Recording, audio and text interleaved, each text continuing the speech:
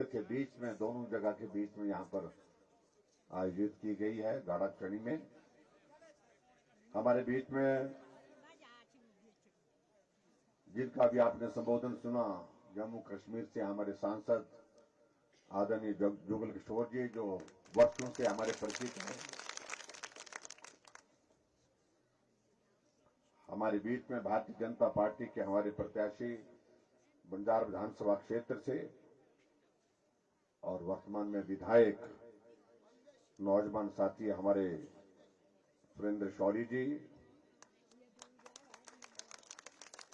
हमारी मदद करने के लिए यहां पर आज के इस कार्यक्रम में भारतीय जनता पार्टी के हमारे काफी सीनियर लीडर हैं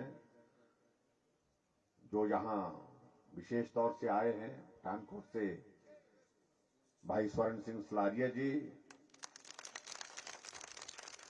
जम्मू से हमारे इस सराज विधानसभा क्षेत्र के लिए कामकाज में मदद करने के लिए आए भाई अमित दुबे जी,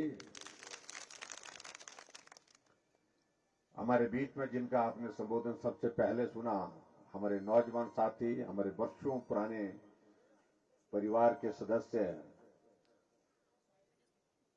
जिन्होंने इस विधानसभा क्षेत्र से पिछली बार चुनाव भी लड़ा था और अब हमारे साथ मिलकर के काम कर रहे हैं। हम फिर मिलकर के इकट्ठा होकर के काम कर रहे हैं। आदित्य विक्रम सिंह जी, पंचायत समिति के हमारे अध्यक्ष सराज के हमारे देवेंद्र रावत जी, पार्टी के हमारे साथी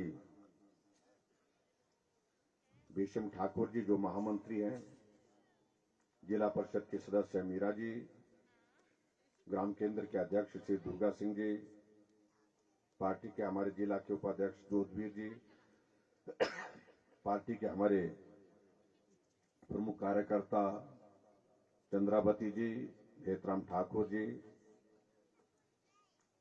श्री दिलाराम जी, प्रताप सिंह जी, लक्ष्मी चंद जी, दुर्गा देवी जी, तारा चौहान जी, हीरा सिंह दीपक जी जो टील पंचायत के प्रधान भी हैं, और यहां उपस्थित सभी भाइयों बहनों, नौजवान साथियों और पत्रकार मित्रों। आज गाड़ाक्षणी में ऐसा लग रहा है कि आज यूं पढ़ना में लग रहा है कैसा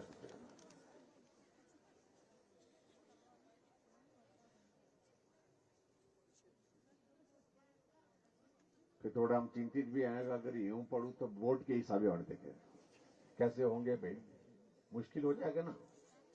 लेकिन आदत पड़ी है।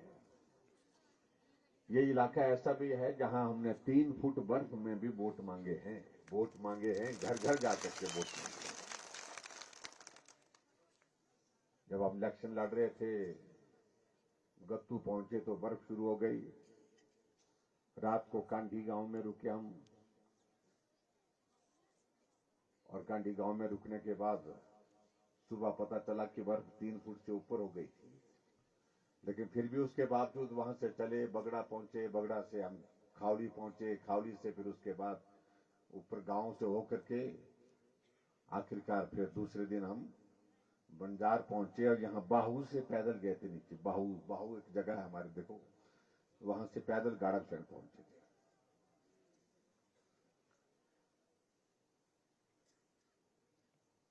हमारे साथियों ने आप सबके बीच में कही कि 5 वर्षों के बाद फिर चुनाव का एक दौर आ गया, और इस चुनाव के दौर में आज से पहले की परिस्थितियां थोड़ी अलग तरह की होती थी। अब की परिस्थिति थोड़ी अलग तरह की है। हालांकि ज्यादातर हम सभाओं का आयोजन यहां पर गाड़ाक्षण में हम साझी करते हैं। हमारे सराज के लोग भी यहां आते हैं और बंजार के लोग भी यहां आते हैं। आज भी वैसे ही कर रहे हैं। लेकिन जिंदगी में यह पहला मौका है कि मैं सराज विधानसभा क्षेत्र का विधायक के साथ प्रत्याशी भी हूं, और प्रत्याशी के साथ में मुख्यमंत्री के नाते पहली बार वोट मांग रहा हूं।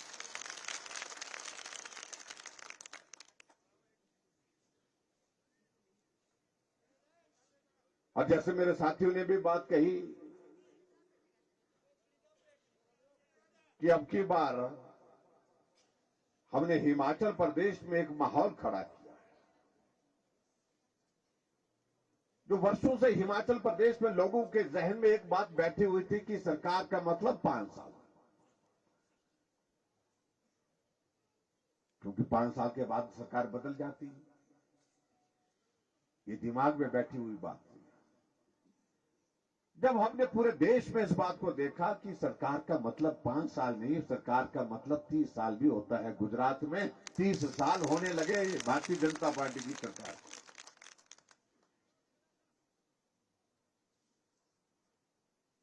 क्या हम हिमाचल प्रदेश में ऐसा नहीं कर सकते? जब आप सिराज विधानसभा क्षेत्र में मुझे लगातार 25 सालों से हिमाचल की विधानसभा के अंदर भेज सकते हैं, तो मैं इस बात को कह सकता हूं, हम हिमाचल प्रदेश में भी आने वाले समय में 25 सालों के लिए भारतीय जनता पार्टी की सरकार को भी बना सकते हैं।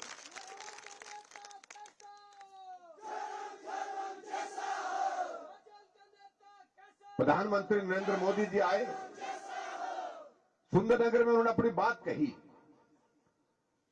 उन्होंने कहा कि ये वोट अब की बार का ये वोट 5 साल के लिए नहीं है, और ये वोट एक बार आपने कदम उठा करके शुरुआत कर दी तो ये 25 साल के लिए होगा। 25 साल तक हिमाचल में भाजपा की सरकार होगी।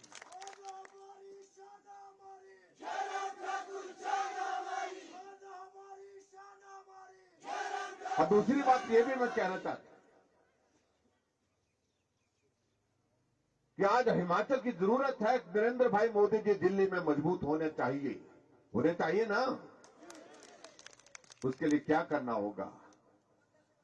उसके लिए क्या करना पड़ेगा?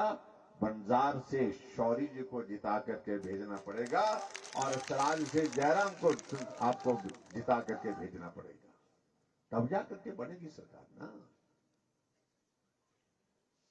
बोलने करने वाली पड़ी खाटी करे पड़े। तो इसलिए मेरा आप सबसे निवेदन है कि हिमाचल में हमने 5 साल के इस कार्यकाल में हमने गरीब के करीब रह करके काम किया है। आएंगे हमारे कांग्रेस के मित्र, मुझे मालूम नहीं आ रहे हैं कि नहीं आ रहे हैं। बंजार में तो दौड़ रहे हैं सारे, हमारे सराज विधानसभा क्षेत्र में भी आएंगे। अपनी बात कहने का अधिकार उनको भी है, कहिए। लेकिन एक बात तो बताइए हमको, आप वोट मांग रहे हैं तो किस बात के लिए वोट मांग रहे हैं? देश में तो वोट मांगने के लायक रहे नहीं, क्योंकि देश में ये स्थिति कांग्रेस की बन गई कि इनके पार्टी के राष्ट्रीय नेता राहुल गांधी जी को चुनाव के दिनों में यात्रा पर इन्होंने भेज दिया कि आप यात्रा करो, मेहरबानी करो, इसे बीच तरफ मत आना। हमने कांग्रेस के नेताओं को बोला कि बहुत बुरा करते हैं अपने नेताओं के साथ भाई। बोलते ऐसा यार क्या करें, बोलते ये राहुल जी आ जाते हैं, मालूम नहीं क्या बोल के जाते हैं, बोलते मालूम नहीं पड़ता है।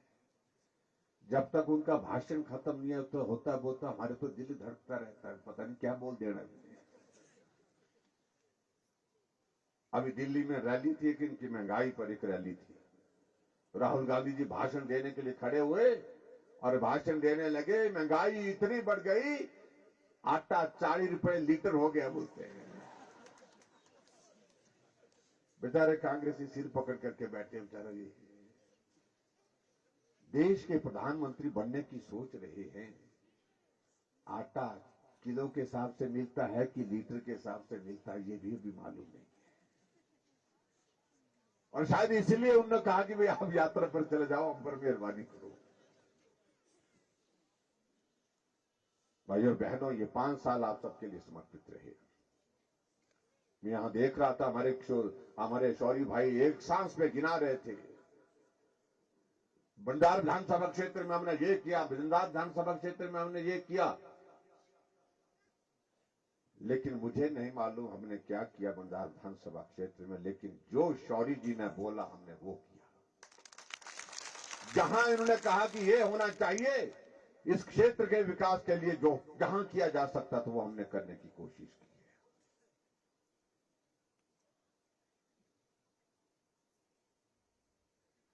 और बंजार विधानसभा क्षेत्र में मैं इस बात को भी देख रहा था कि बड़ी दिलचस्प बात है कि हमारे ही एक पुराने साथी चले गए हैं आजकल कांग्रेस के बाद नाम पर वोट मांग रहे हैं वहां पर बराबरी की हमने भी, हमने आदित्य जी को ले आए बराबर हिसाब।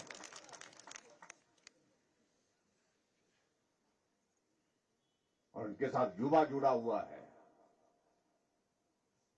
और ये जो झाड़ू वहां आने वाले समय में वर्षों तक आप सब लोगों के बीच में हम सब लोगों को मिलकर के हम काम करते रहेंगे। और भाई शौरी जी ने इस बात को लेकर के स्थापित कर दिया कि पहाड़ का नेता कैसा होता है। मैं फोन करता हूं, सांस फूली होती है तो पहाड़ चढ़ रहे होते हैं, चढ़ाई चढ़ रहे होते हैं। मैंने कहा ठीक है, बिल्कुल ठीक है, बोलते हैं ठीक चल रहा है। अभी हाल ही में बहुत दुखद घटना हुई, कुछ दिन पहले ही अभी इनके पिताजी का दुखद देहांत हुआ। हम सबकी संवेदनाएं हैं इनके साथ और ईश्वर करे इनको शक्ति दे ऐसे दौर में जब चुनाव चल रहा है। एक मिनट आदमी के पास नहीं, लेकिन उसके बावजूद भी ऐसी घटना से आदमी टूट जाता है, विचलित हो जाता है। 2 दिन पहले वो काम कर रहे थे, 2 दिन पहले वो वोट मांग रहे थे, सहयोग मांग रहे थे, सबको फोन कर रहे थे। अचानक तबीयत खराब हुई और दुनिया से चले गए। और मैं ईश्वर से प्रार्थना करता हूं परिवार को भी और इनको भी ईश्वर इस दुख को सहन करने की शक्ति दे। और इस घटना के कारण निश्चित रूप से परिवार के साथ इलाके में भी उनका बहुत एक जो अपना सर्कल, अपना जो एक संबंध था साथियों के साथ, उनको भी दुख पहुंचा है। भाई और बहनों, जहां तक बात आती है इस विधानसभा क्षेत्र की, हमारे कांग्रेस के लोग कई चीजों का जिक्र करते हैं कि यहां ये नहीं हुआ, वहां वो नहीं हुआ। गाड़ाक्षण की पीएससी का भवन, पीएससी से इसका दर्जा बढ़ाना, सीएससी होनी चाहिए, सीएससी बना करके दे दी। गाड़ाक्षण में जो चीजें आप लोगों ने कहा, आईटीआई के लिए भी बोला था ना, आईटीआई भी बोला। हाँ जी, क्लास से बैठ गई। हाँ जी, पुलिस चौकी भी आ गई। अब ये भी हमारे साथ ही बोलने लगे थे, तो धोरा कर रहे हैं सवारी बाड़े।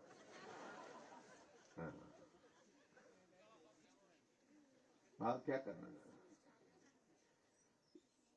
देखिए, सबसे बड़ी बात है, यहां गाड़ाक्षरी में एक वक्त ऐसा होता था जहां पहुंचना ही मुश्किल होता था। आपके लिए हमने हेलीकॉप्टर की बैठने की जगह भी कर दी, देख रहा हूं ऊपर। नहीं तो हेलीकॉप्टर होने की भाला में ठक नाटो से कैसे पूरी। आज जमीन पर जो इस क्षेत्र की जरूरत थी, सबसे ज्यादा जरूरत इस बात की थी कि सड़क, सड़क और सड़क। हम जहां भी जाते थे कि सड़क चाहिए। और आज मैं इस बात को कह सकता हूं कि अधिकांश गांव में मैं देख रहा था, मैं जब ऊपर से आ रहा था तो अधिकांश गांव में मैं देख रहा था कि सड़कें पहुंच गई, सड़कें बन करके तैयार हो गई। भले ही कच्ची है, इस दौर में कच्ची होंगी, अगला दौर देखेंगे ये सड़कें पक्की होंगी, काली सड़कें होंगी। और यहां पर टूरिस्ट भी आएंगे, टूरिस्ट भी घूमने आएंगे यहां पर। ये था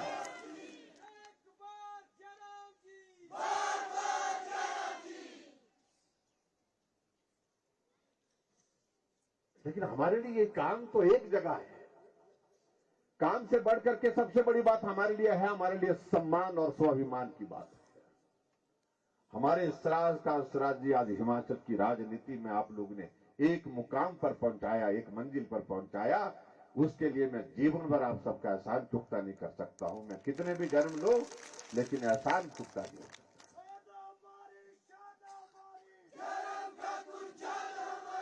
25 वर्ष से हिमाचल प्रदेश की विधानसभा के अंदर हूं मैं आप सबके साथ। और एक वक्त होता था यहां पर आना, कुछ साथी मिलते थे, कुछ साथी हमारे ऐसे होते थे कि मिलना मुश्किल हो जाता था, डरते थे, पता नहीं क्या कर देंगे। लेकिन कुछ साथियों ने हमारे लिए रास्ता बनाया आगे बढ़ने का, उस रास्ते पर हम चलते रहे। वक्त अच्छा आया तो भी चलते रहे, वक्त अच्छा नहीं रहा तो भी चलते रहे। सबसे बड़ी बात तो यह है, और ऐसे लोगों का जीवन भर हम एहसान जो है वो कभी भूल नहीं सकते हैं। मैं उन सभी साथियों का जो बुरे वक्त के साथी यहां इस विधानसभा क्षेत्र के अंतर्गत मेरे साथ देते रहे, चलते रहे, काम हुआ तो भी चले, काम नहीं हुआ तो भी चले, साथी बन करके चले, इससे आगे नहीं सोचा, इससे पीछे नहीं सोचा। ये हमारे इस विधानसभा क्षेत्र के सब साथियों के लिए मेरी ओर से जो है आज की सभा में एक बार जो है बहुत बहुत उनका मैं धन्यवाद करता हूं। जहां तक हिमाचल प्रदेश में सरकार बनने की बात है, हमने पिछले कल शिमला में अपना घोषणा पत्र भी जारी किया। इससे पहले तो हम उन्हीं बातों को लेकर के चर्चा करते थे जो हमने 5 वर्ष में की, और जो 5 वर्ष में चीजें की उस पर तो मुझे लगता है कि यहां पर एक नहीं सैकड़ों लोग बोल सकते हैं। जिन बुजुर्गों को पेंशन 80 साल के बाद मिलती थी, उनके लिए पेंशन का प्रावधान 60 साल के ऊपर हमने सबके लिए कर दिया। और जिनके घर में गैस का चूल्हा नहीं होता था, उन सबके घर में गैस पहुंचाने का काम हमारी सरकार ने किया, नरेंद्र भाई मोदी जी ने किया, और साथ में मिलकर के जयराम ठाकुर ने किया, क्योंकि हमने हिमाचल प्रदेश में गृहिणी सुविधा योजना की शुरुआत की। और इसी तरह से आगे बढ़ करके मैं ये भी कहना चाह रहा हूं, गरीब आदमी का इलाज का इंतजाम करने की अगर जरूरत थी, उसके लिए योजना शुरू करने की जरूरत पूरे देश भर में थी, तो नरेंद्र मोदी जी ने, हमारे देश के प्रधानमंत्री जी ने आयुष्मान भारत की शुरुआत की, और हमने हिमकेयर की शुरुआत की। इस योजना के अंतर्गत आज गरीब आदमी अगर बीमार होता है तो हॉस्पिटल में जाकर के उसका इलाज होता है, बिना पैसे के इलाज होता है। और एक नहीं अनेक योजना को हमने हिमाचल प्रदेश में, और इस बात को भी मैं कह रहा हूं आप सबके बीच में, महिलाएं जो मातृशक्ति यहां पर बैठी है, जो आबादी का आधा हिस्सा है, अगर हिमाचल प्रदेश में हमारी पॉपुलेशन जो है वो 70 लाख है, 72 लाख के लगभग है, उसमें 36 लाख के करीब महिलाएं हैं। हमने कहा आधी महिलाएं हैं तो किराया भी आधा लेंगे, आधा किराया ले रहे हैं, पूरा तो नहीं दे रहे ना, आधा दे रहे ना, हाँ पूरा मत देना, देखना आधा देना। कांग्रेसी बोलते कि हम आएंगे तो हम ये करेंगे, तुम्हारे आने से पहले ही हमने बहुत सारी चीजें कर दी। और कल हमने हिमाचल प्रदेश में जो घोषणा पत्र शुरू किया हमने, जहां हम बीपीएल परिवार की गरीबी की रेखा से नीचे की जो बेटियां जिनकी शादी होती है, उनकी शादी में हम 31,000 रुपए शगुन का हम सरकार की ओर से दे रहे हैं। वो इसलिए दे रहे हैं कि मां बाप आशीर्वाद दें, क्योंकि वो गरीब है, उनका आशीर्वाद इतना ही काफी है, और मां बाप के साथ हम खड़े होकर के सरकार की ओर से उनको आशीर्वाद के रूप में 31,000 रुपए उस बेटी के खाते में डालते हैं। और आने वाले समय में जो हमने घोषणा पत्र कल जारी किया, जो घोषणा पत्र हमने जारी किया, उस घोषणा पत्र में हमने कहा हमारी सरकार हिमाचल प्रदेश में बनेगी, हम 31,000 से इस राशि को बढ़ा करके 51,000 कर देंगे। 51,000 रुपए आपके उस बेटी के खाते में डालेंगे जो बीपीएल परिवार की बेटी होगी जब उसकी शादी होगी। कांग्रेस के लोगों ने कभी सोचा इस बात को लेकर के कि गरीब आदमी के लिए भी मदद होनी चाहिए, गरीब बेटी के लिए मदद होनी चाहिए? ये हमारी कमिटमेंट है, ये हमारा वादा है, हम आपके साथ इस बात को लेकर के करेंगे। हमने आगे बढ़ करके और बात कही, जो बेटियां हमारी स्कूल पढ़ती हैं, सीनियर सेकेंडरी स्कूल तक, तो हमने तय किया कि जहां जिस बेटी को जरूरत होगी, अगर वो चाहेगी हमको साइकिल चाहिए आने जाने के लिए स्कूल के लिए, तो साइकिल का भी प्रावधान करेंगे। लेकिन सीनियर सेकेंडरी से ऊपर पढ़ने वाली बच्ची के लिए हमने ये भी तय किया कि हम स्कूटी देंगे। स्कूटी होती है जो चलती है, तो स्कूल जाए, स्कूल अपने कॉलेज जाए पढ़ने के लिए, और पढ़ करके घर आए, अपने घर पहुंचे। ये हमने पिछले कल हमने घोषणा पत्र में इस बात को हमने जारी किया। हमने और भी बात कही है। हम हिमाचल प्रदेश में हर घर में गैस का चूल्हा पहुंचाया और उसमें हमने नई योजना अन्नपूर्णा के नाम से देवी अन्नपूर्णा की योजना की शुरुआत करने का हमने कल घोषणा की है। और उसमें जो गरीब परिवार है, जो गरीबी रेखा से नीचे हैं, उन परिवारों को 1 साल में 3 गैस के सिलेंडर भी फ्री देंगे, ये भी हमने तय किया है।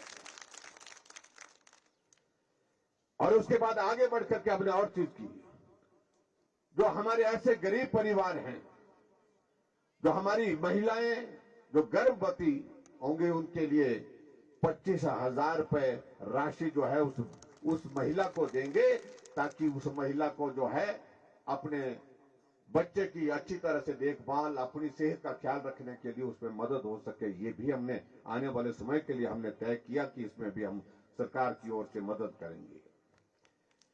ऐसी बहुत सारी योजनाओं का जिक्र हमने हिमाचल प्रदेश में पिछले कल किया है। और मैं ये भी कहना चाह रहा हूं, जो हमारी किसान सम्मान निधि जो हमारे खाते में आती है ना, कितने आते हैं पैसे? डबे कितने? 100,000 रुपए, 100,000 रुपए साल है। कितने आता है? 6,000 रुपए आपके खाते में आता है। हाँ जी, हाँ, 6,000 रुपए उसमें आता है। और 6,000 रुपए उसमें आता है तो उसमें हमने एक चीज को और उसमें जोड़ा है कि अब हिमाचल प्रदेश में इस बात को भी हम करेंगे कि उसमें 6,000 में 3,000 रुपए हम हिमाचल प्रदेश सरकार की ओर से उनके खाते में और डालेंगे। और जो है वो 3,000 रुपए आने से तो ये राशि बन करके जो है वो 9,000 हो जाएगी, 9,000 बन जाएगी। एक साथ दोहरा बढ़ा पक्का साथ। ऐसी एक नहीं अनेकों योजनाओं का जिक्र हम कर रहे हैं। मैं प्रमुख रूप से 3-4 योजनाओं के लिए, जो खास तौर से ग्रामीण क्षेत्रों के लिए जिन योजना का मैं जिक्र करना चाह रहा था, उनका मैंने जिक्र किया। लेकिन फिर भी उसके बावजूद मैं आपको बता रहा हूं, हमारे कांग्रेस के लोग तो ये बोलते हैं कि हम आएंगे तो हम आपको, महिलाओं को बोल रहे हैं आजकल, बोल बेबी उरीच बोल तो फार्म भर, वो तो किसी फार्म भरना, वो तो फार्म भरना बोलते इस बात के लिए कि भाई 1,500 रुपए मिले महीने में। 18 साल से 60 साल की महिलाओं के लिए कहा कि हम जो है हर महिला के खाते में 1,500 रुपए डालेंगे। ऐसे बोलते वो, झूठ बोलते वो। मैं पहले उन सारे बातों को लेकर के स्पष्ट करना चाहता हूं। 2012 में इसी कांग्रेस पार्टी ने यह कहा था कि हिमाचल में हमारी सरकार बनेगी, हिमाचल के हर घर से सरकारी नौकरी देंगे। कितने लोगों को नौकरी दी यहां हमने? नहीं दी नौकरी। 2012 से 2017 तक सरकार इनकी रही, नौकरी मिली नहीं मिली। कहा था उन्होंने उस वक्त, कहा कि हमारी सरकार बनेगी हिमाचल प्रदेश में, बेरोजगार के खाते में बेरोजगारी भत्ता डालेंगे। आया भत्ता? आया कि नहीं आया? नहीं आया। श्रेगा माननी बस। अब की बार भी यही बात कह रहे हैं कि महिलाओं को बोल रहे हैं कि आप फार्म भरो, आपको 1,800 रुपए मिले, 1,500 रुपए महीने का मिलेगा। नहीं मिलेगा। जिन प्रदेशों में पहले इनकी सरकारें हैं, पहले उनमें राजस्थान में, छत्तीसगढ़ में देखिए, वहां पर दे रहे हैं क्या? नहीं दे पा रहे। जब वहां नहीं दे रहे हैं तो यहां कहां से देंगे?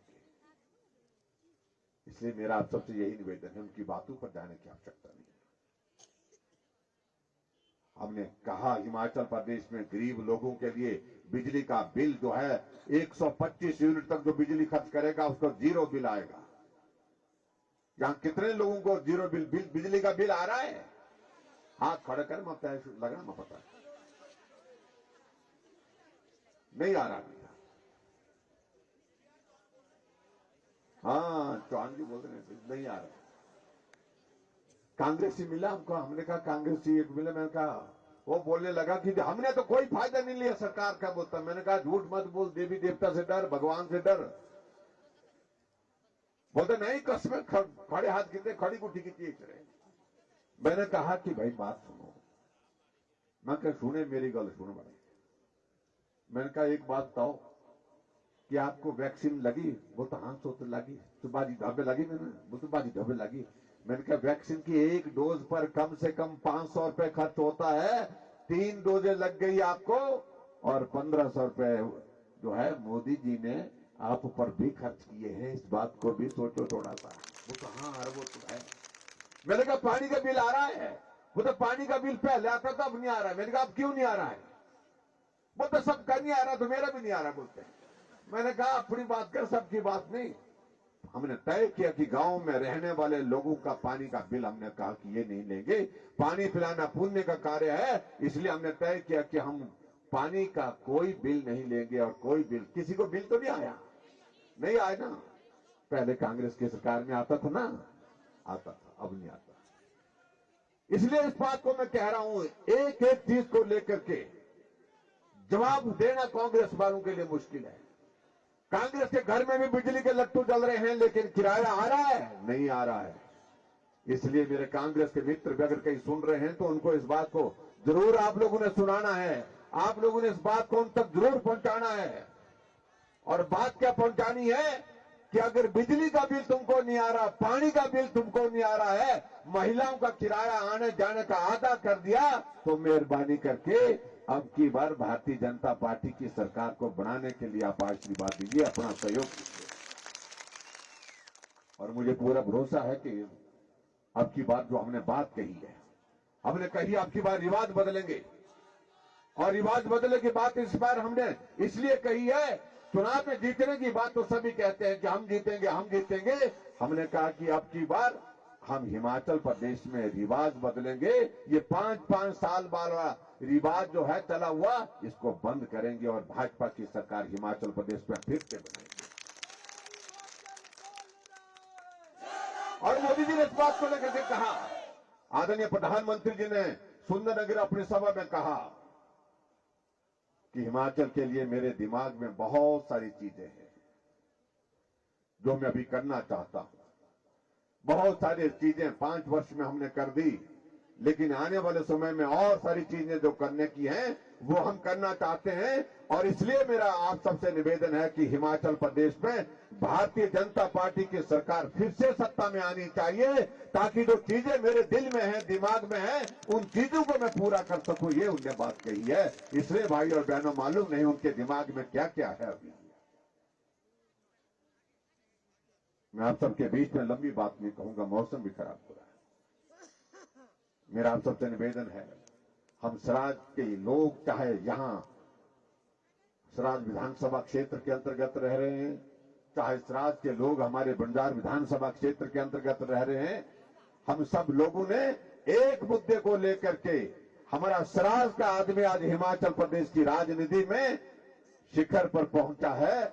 हमने सम्मान और स्वाभिमान की लड़ाई को लड़ना है और इस स्वाभिमान की और सम्मान की लड़ाई को जीतना है। उसके लिए हम सब लोगों ने काम करना है। मैं उसी बात के लिए आप सबसे निवेदन करने के लिए आया हूं। खासतौर से मेरे अपने विधानसभा क्षेत्र से साथियों से मेरा इस बात की निवेदन, मैं गांव-गांव में आता था, हर गांव में जाता था वोट मांगने के लिए, हर घर तक पहुंचता था वोट मांगने के लिए। अब की बार में आपके घर घर में, गांव-गांव में नहीं आ पाऊंगा। यही मेरी हाजिरी आप स्वीकार कर लेना।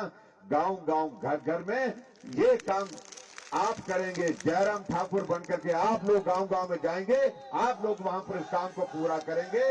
यही निवेदन मुझे आप सबके बीच में करना है। और उसके बाद आने वाले समय में जब सरकार भाजपा की हिमाचल में फिर से बनेगी और बड़े बहुमत के साथ बनेगी, डंके की चोट पर बनेगी, ये बात मैं कह रहा हूं, उसके लिए आप सबका आशीर्वाद चाहिए, आपकी शुभकामनाएं चाहिए। इसी आशीर्वाद को लेने के लिए मैं यहां पर भी आया था। देवता भवासी का भी हमने आशीर्वाद लिया और देवी मां का भी आशीर्वाद लिया। सभी देवी देवताओं का आशीर्वाद देने के साथ साथ में आप सबका भी आशीर्वाद लेकर के मैं जा रहा हूं। अब की बार जीत शानदार होनी चाहिए, बंजार में भी और सराज में भी। तो मेरे साथ एक बात को लेकर के बोलिए। शौरी जी यहां पर बैठे हैं, आप बंजार विधानसभा क्षेत्र के सभी भाइयों से मेरा निवेदन है कि इनको पूरा आशीर्वाद, एक तरफा काम करना देखना, कोरा काम करना, कोरा। उसके लिए आगे पीछे कुछ नहीं देखना, बड़े बहुमत से पहुंचना चाहिए हिमाचल प्रदेश की विधानसभा के अंदर। और आगे की इस क्षेत्र की जिम्मेवारी का, विकास का जिम्मा हम लेंगे। और सराज विधानसभा क्षेत्र, भाई आप सबसे तो मेरा यही निवेदन है, जयराम बन करके घर घर में जाने का काम आप सबका है। इस काम को आप करिए।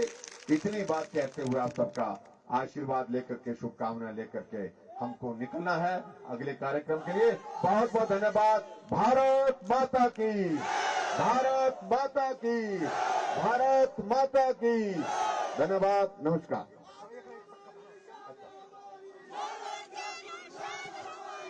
रोशन जी, ये छलवाटकर से ये कांग्रेस छोड़कर भारतीय जनता पार्टी में शामिल हो रहे हैं। मेरा निवेदन माननीय मुख्यमंत्री मोदी जी से उनको पटका बनाकर उनका स्वागत करने की कृपा करें।